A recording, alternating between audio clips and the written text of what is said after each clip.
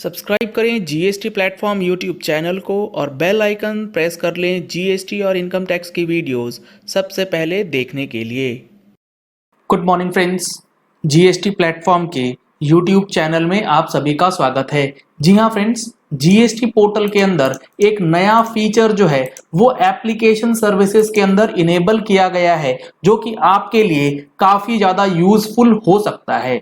आप देख पा रहे हैं जीएसटी पोर्टल पे अब आपके पास ऑप्शन दे दिया गया है application for rectification of order. क्या है ये application for rectification of order और किस तरीके से आप इसका यूज करेंगे, कब इसका यूज करेंगे, वो आज की वीडियो में मैं आपके साथ डिस्कस करने वाला हूं। Application for rectification of order क्या है ये समझने से पहले अगर आपको 9 और 9C फाइलिंग करने में कोई दिक्कत आ रही है तो आप इसके लिए हमारा ऑनलाइन ट्रेनिंग सेशन जो 14 मार्च यानी कि नेक्स्ट संडे को ऑर्गेनाइज है उसमें ज्वाइन कर सकते हैं। इस नंबर पे कॉल करके आप डिटेल्स ले सकेंगे। ऑनलाइन क्लासेस आप नहीं कर सकते हैं तो हमारे courses GSTR 9 new return QRMP schemes related courses जो हैं हमारे एप्लीकेशन पे अवेलेबल हो चुके हैं। इन नंबर्स पे कॉल करके आप कोर्स की डिटेल्स भी ले पाएंगे। अब देखिए, जो ये हमारे पास ऑप्शन अवेलेबल है रेक्टिफिकेशन ऑफ ऑर्डर, ये क्या है और इसको कब यूज करना है, इस चीज को समझने से पहले मैं आपके सामने एक DRC 07 जो इशू हुआ है 2 मार्च 2020 को 2 मार्च 2021 को वो दिखाना चाहूंगा। यहां पर आप देख पा रहे हैं DRC 07 मैंने ओपन करा है, हमारे किसी मेंबर के थ्रू ये ऑर्डर जो है वो आया है। इस ऑर्डर के अंदर इशू क्या इन्वॉल्व है? इशू इन्वॉल्व है difference between GSTR 1 and GSTR 3B, यानी कि GSTR 1 के अंदर और GSTR 3B के अंदर जो अमाउंट है उसमें डिफरेंस पाया गया। कौन से पीरियड के लिए? फाइनेंशियल ईयर 19-20 के लिए, और टैक्स पीरियड क्या है? अप्रैल 19 से मार्च 20 का। ठीक है, सेक्शन कौन सा इन्होंने इन्वोक करा है? सेक्शन 73 के अंदर इन्होंने ये कार्रवाई जो है वो करी है। चलिए, ये भी ठीक है। अब देखिए details of demand. Details of demand देखेंगे तो आपको इंटरेस्टिंग चीजें देखने को मिलेंगी। यहां पर आप देख पा रहे हैं कि जो अमाउंट ऑफ टैक्स है वो क्या है और जो अमाउंट ऑफ इंटरेस्ट है वो क्या है, साथ के साथ अमाउंट ऑफ पेनल्टी जो है वो कितनी लगाई गई है। यहां पर आप देख पा रहे हैं टैक्स और सेस का अमाउंट जो है वो 287 है, यानी कि 287 रुपए CGST एंड SGST, और इंटरेस्ट बनता है 40 रुपए लगभग। लेकिन जो पेनल्टी का अमाउंट है वो लगा दिया गया है 10 हजार रुपए, क्योंकि सेक्शन 73 ये कहता है पेनल्टी जो लगेगी अंडर सेक्शन 73 वो 10,000 रुपए तक मैक्सिमम होगी, यानी कि 10,000 रुपए या फिर 10% ऑफ द टैक्स अमाउंट, दोनों में से जो ज्यादा होगा वो लगा देना है। और उस चीज को देखते हुए यहां पर पेनल्टी लगा दी गई है 10 हजार रुपए की। लेकिन जनरल पेनल्टी क्लॉज जिसके अंदर सेक्शन 126 में ये बातें बताई गई हैं कि आपको जो पेनल्टी लगाने की प्रक्रिया है, पेनल्टी तब लगाना है जब टैक्स इन्वॉल्व है 5,000 रुपए से ऊपर। यहां पर अमाउंट है 600 रुपए से भी कम, तो क्या ये पेनल्टी लगाना जायज है? अब यहां पर ऑर्डर जो आया है इसके अगर अगेंस्ट हम लोग जाते हैं अपील में, तो अपील का जो प्रोसेस है वो काफी लंबा हो जाएगा। उसके अंदर आपको डिटेल्ड ऑर्डर शीट निकालना होगा, ड्राफ्टिंग करनी होगी, काफी टाइम कंज्यूमिंग प्रोसेस रहता है। तो इसके लिए अब एक नया फैसिलिटी जो है वो पोर्टल पे इनेबल कर दिया गया है, वो है रेक्टिफिकेशन ऑफ ऑर्डर। यहां पर आप देख पा रहे हैं ओरिजिनल ऑर्डर नंबर जो है वो दिया गया है। अगर आप देखेंगे तो ऑर्डर नंबर लास्ट में है 80R, और यहां पर जो हमारे पास ऑर्डर है वो सेम यही ऑर्डर नंबर है, यानी कि इस ऑर्डर के लिए हम लोग रेक्टिफिकेशन जो है ऑनलाइन फाइल कर सकते हैं। सर एक्ट में कहां लिखा है ये बात?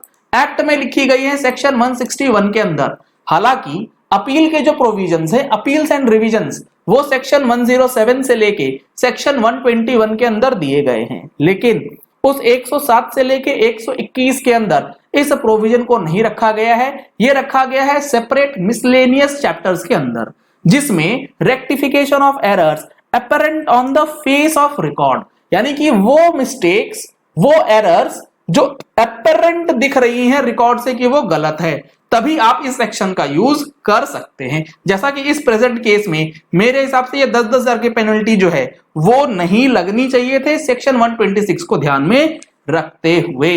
अब यहां पर जो चीजें बताई गई, without prejudice to the provisions of section 160, section 160 कहता है कि कोई नोटिस आया या कोई डॉक्यूमेंटेशन आया है जिसमें कुछ टेक्निकल एरर्स है जिसकी वजह से आपका नोटिस इनवैलिड हो रहा है, तो उसको मद्देनजर रखते हुए उसकी वजह से इनवैलिड नहीं होगा, and notwithstanding anything contained in any other provisions of this act, any authority who has passed or issued any decision or order or notice or certificate or any other document may rectify any error which is apparent on the face of record in such decision or order or notice or certificate or any other document। यानी कि order के अंदर कोई apparent mistake है, notice के अंदर कोई apparent mistake है, सर्टिफिकेट के अंदर कोई अपरेंट मिस्टेक है, या किसी भी डॉक्यूमेंट के अंदर कोई अपरेंट एरर या मिस्टेक है, either on its own motion, या तो वो ऑफिसर स्वतः संज्ञान में लेते हुए कर सकता है, या फिर वो जो एरर है वो उसके नोटिस में लाई गई, brought to the notice by an officer appointed under this act और an officer appointed under the SGST और UTGST एक्ट और बाय द इफेक्टेड पर्सन,